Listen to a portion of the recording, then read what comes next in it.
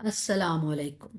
बहुत सारे पेशेंट्स आजकल जॉइंट्स पेन की शिकायत कर रहे होते हैं कि उनको बहुत फेयर किस्म का जोड़ों में दर्द है और वो अपने जोड़ों को सही से मूव भी नहीं करवा पा रहे। तो ऐसे पेशेंट्स को ये सोचने की ज़रूरत है कि कहीं उनका यूरिक एसिड लेवल तो हाई नहीं है, उनको यूरिक एसिड का टेस्ट ज़रूर करवाना चाहिए। अब यूरिक एसिड लेवल के हाई होने की वजह से एक प्रॉब्लम हो जाती है जिसको गॉट या गिल्टिया बोला जाता है। इसमें होता क्या है, जब आप हाई प्यूरिन डाइट ले रहे होते हैं, ऐसे फूड्स का इस्तेमाल करते हैं जिनमें प्यूरिन ज़्यादा होता है, तो वो आप में गैंठिया की वजह बनता है।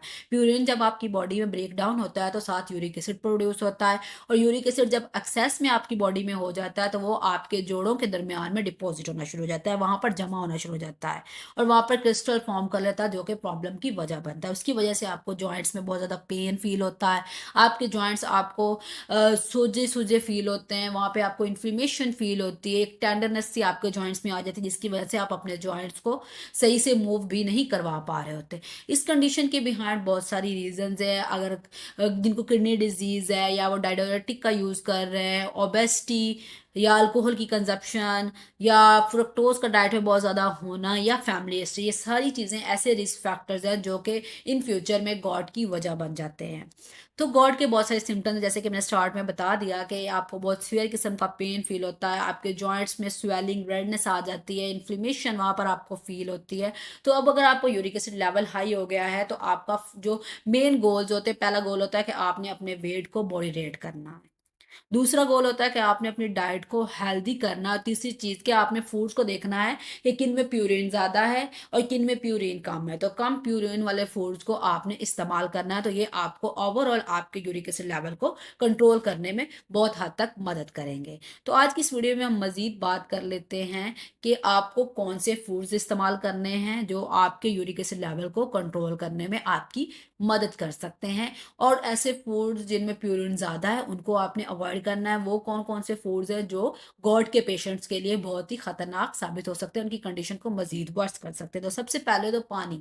पानी हर कंडीशन के लिए बहुत ही एक ज़रूरी चीज़ होती है। वाटर का ज़्यादा से ज़्यादा इस्तेमाल करें। दिन में 2 से 3 लीटर पानी का इस्तेमाल आपने ज़रूर करना है। ये आपके जिस्म से जितना भी एक्सेसिव यूरिक एसिड है उसको निकालने में आपकी मदद करेगा। दूसरी चीज़ आ जाती है बेरीज़।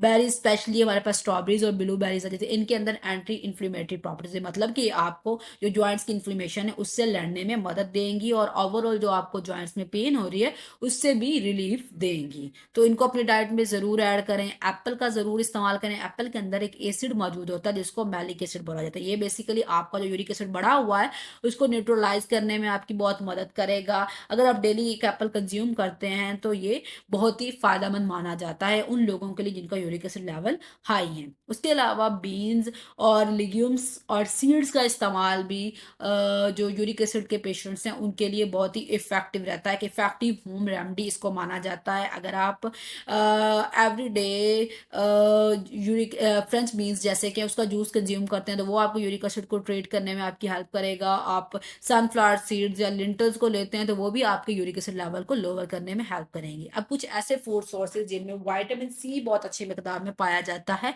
आपको यूरिक एसिड लेवल को वो भी कम करने में बहुत ही मुफीद साबित होते हैं। अब वो कौन से फूड्स हैं? विटामिन सी बेसिकली करता क्या है? ये आपके जिस्म से यूरिक एसिड लेवल को कम करवाएगा।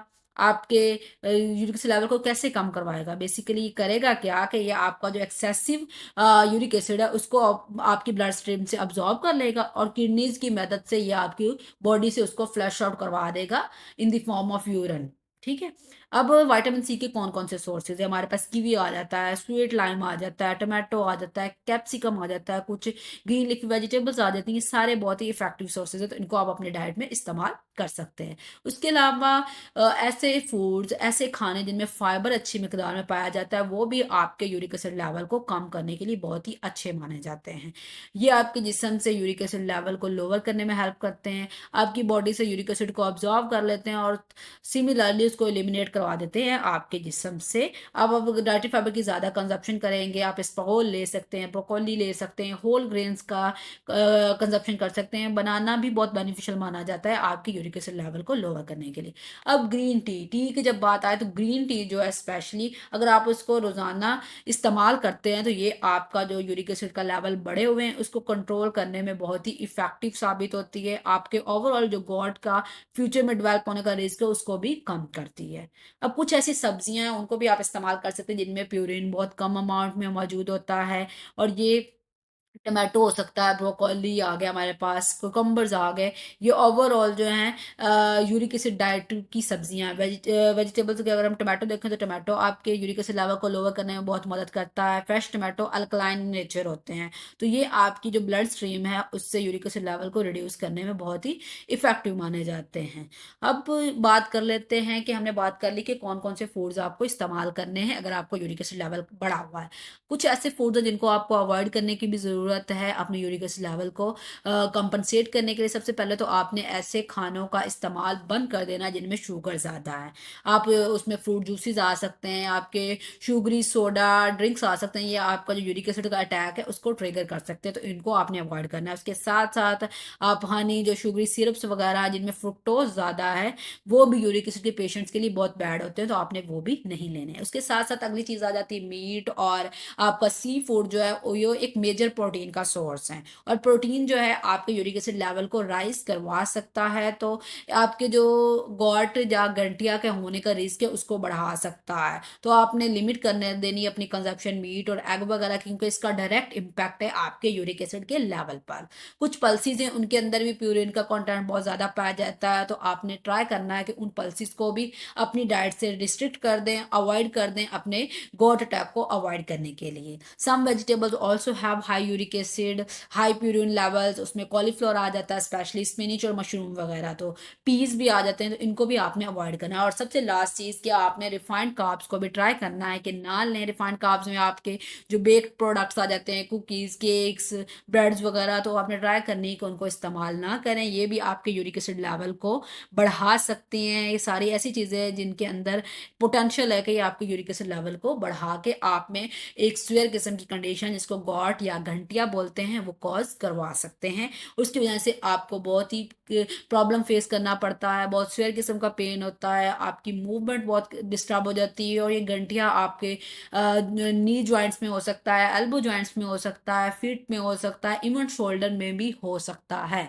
तो ये और फिंगर के जॉइंट्स में भी हो सकता है, तो ये इसकी डिफरेंट पोजीशंस हैं जहाँ पर गठिया कॉज हो सकता है।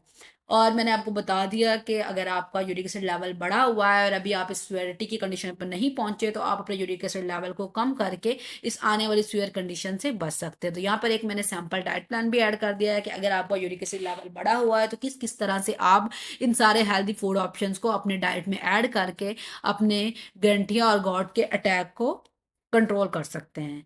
गॉट अटैक होता ही क्या है बेसिकली, जब आप एक सीवियर पेन फील करते हैं यूरिक एसिड लेवल के बढ़ने की वजह से सडन अटैक होता है, तो उसको ही गॉट अटैक बोलते हैं।